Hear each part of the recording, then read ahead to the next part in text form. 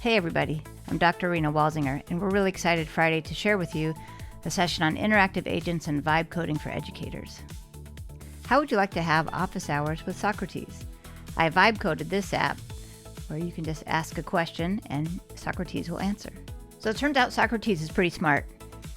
He gave me a lot of information about the future of our oceans, the temperature, and a whole long thing for us to read.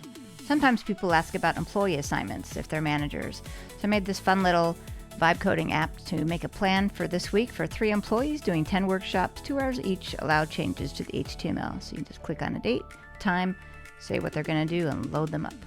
Do you ever feel like you're spending too much time making PowerPoints? Well, I definitely used to feel that way, but now I have some help.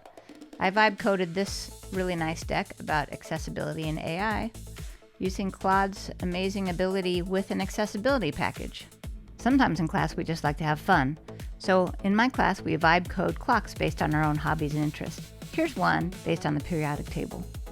Do you have a new class coming up in the fall where you're writing all the curriculum? Well, no problem. We'll show you with vibe coding how to make this process a lot faster based on your own content.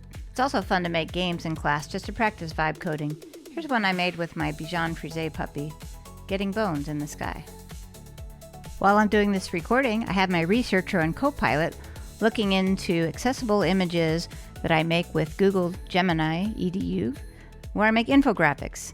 So you can see it's running through the research for me, and I'll get a report shortly. One thing I love to do is make sure my students are learning. So with vibe coding, I create test your knowledge quizzes at the end of each module.